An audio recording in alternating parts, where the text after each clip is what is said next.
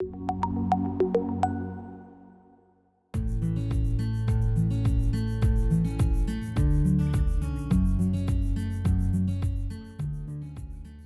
Jim Grieve, the CEO of RTOERO and host of this wonderful series with 7 renowned speakers who have deeply explored this wellness and leadership connection.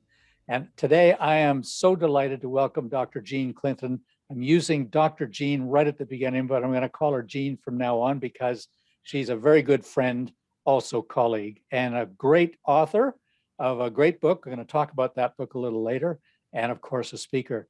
Jean is a clinical professor in the Department of Psychiatry and Behavioral Neurosciences at McMaster University. And she is renowned, as I just said, nationally and internationally for her work in brain development. Her work features studies on relationships and connectedness, and we're going to talk a little bit about that as we go. She is the author, and it's a book that was published in 2020 of Love Builds Brains. I'm going to give you a chance later on to sort of get right into that if you like. Welcome, Jean, and I can't wait to explore this topic on wellness with you today. It's fabulous.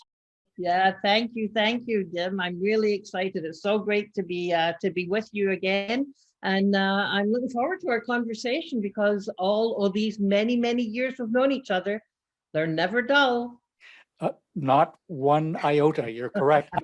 I remember, Jean, you and I and a number of other great folks attended an early years conference in Moose Jaw, Saskatchewan. Whoever would have thought there'd be a conference there? But what stuck out for me wasn't just the sessions in front of 600 early years professionals and practitioners. It was actually the night before the conference, because you were there, I got there early, and I wandered over to a beautiful little old theater that was packed with parents of young children. And that was what you were doing. You were holding forth with a group of parents. This is pre-conference, to just talk about parenting and, hosting a chance for them to engage with you even before the conference started. I loved it, and so did those parents. So you just need to know that a number of folks that are tuning in on this series are parents, grandparents like you and me, or they're working with young people. And parents, I think, have been juggling so darn much in these last 14 months. So have the children. And they're dealing with more stress than obviously normal during these pandemic days and months. What do you have, or what can you say to parents about that? And perhaps to those people who are questioning maybe some of the choices they made during these 14 months in addressing stress? I remember our time in Moose Jaw and so well, and you can look back on those days with fond memories because the conversations I'm having with parents now compared to then is very different because of this issue, Jim, the issue of stress. And I think there's a couple of really important things for me to make sense of the stress and the juggling and the balancing and the should I sign my kid up for virtual school and what they're going to be, all of these pressures. And how I'm learning to understand it is in 2 ways. One, that we are exhausted. We have gone through ups and downs and, let's make it to spring, and now it's going to be, let's make it to summer. But why we're exhausted, it has to do with the brain. And I want to explain this so that people give themselves a break, that they give themselves some kindness and some grace. What we've gone through has been uncertainty in the highest order.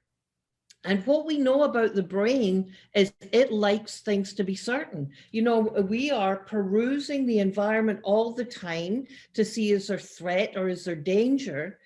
And we have had parents and grandparents have had these worries, you know, we can't pick up our grandchildren, we might see them from afar, but we can't touch them. And so when they first arrive, they may be making strange, what, my baby making strange?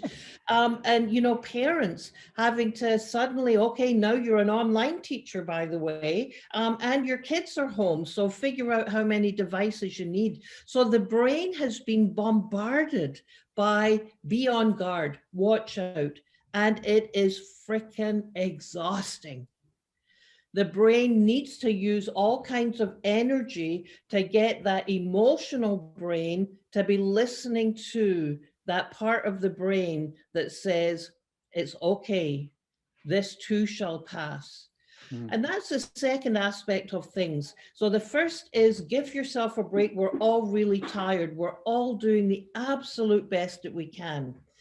But the second thing is we can decide not to be overwhelmed by our stress, but learn to manage it. And this is the work of Bruce Perry.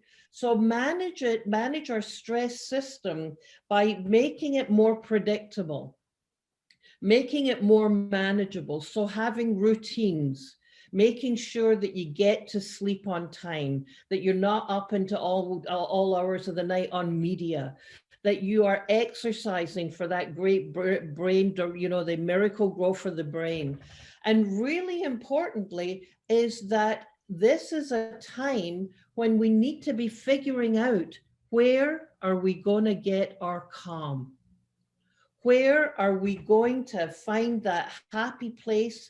And, you know, I've been a child psychiatrist for over 30 years, and I know many, many, many people have no idea where their happy place is. So to manage your stress by doing these kinds of things, there's a great article called The Pandemic Toolkit Parents Need in Psychology Today. It's fantastic. Parents need it, leaders need it, teachers need it. It's really good. So accept that you're exhausted for very good reason and say, okay, how do I make this stress manageable? By all these predictable things, and also by saying, I'm going to control the things that I can control. I can control certain things in my life by having the routines, by making sure I get up at the right time, by creating routine and predictability for the kids. The other thing that's going through my brain, though, is the stress that parents have put on themselves.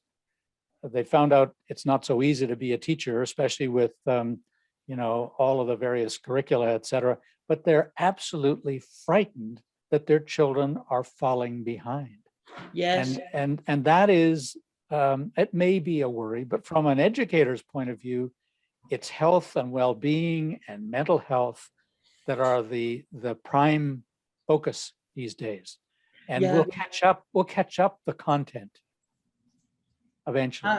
I'm so glad you're bringing that up, Jim, because, you know, the whole idea, and as we're thinking of moving forward, parents are, and teachers, you know, they have an additional stress on teachers is they've had up till now this kind of private relationship in their classrooms, and now it's been blown open with parents coming and saying, is that all? You know, what did you do? What is that it? And so that's been a huge stressor. That's been a huge stressor on educators and on families as well. And then worrying about you know, you read some of the reports and it says, oh, the GDP is going to be affected, and this is, you know, the casualty or catastrophe generation. And I just want to tell them to shut up. Yep. Because kids are falling behind who? By the way, this is a global pandemic. Nobody is rushing ahead or racing to the top. But not only that, what the kids are going to remember about this time is how they were made to feel. And if parents are worrying they're going to fall behind, then we need our educators to be supported, saying, there ain't no falling behind here. We're going to catch them where they are. We're going to spend time making sure that the kids feel that they belong, that we're going to ask them what it's been like for them, all this social and emotional learning, but they belong, that they feel connected. Because what happens when you do that is you quiet down the anxious brain, and the anxious brain hugely interferes with learning. If your anxious brain, that what I was talking about before, is firing too much, you can't do the thinking, you can't do the learning. So thinking about just stuffing the duck, let's repeat the curriculum. No way. Kids have been learning tons of things. Let's see where they are and what they need.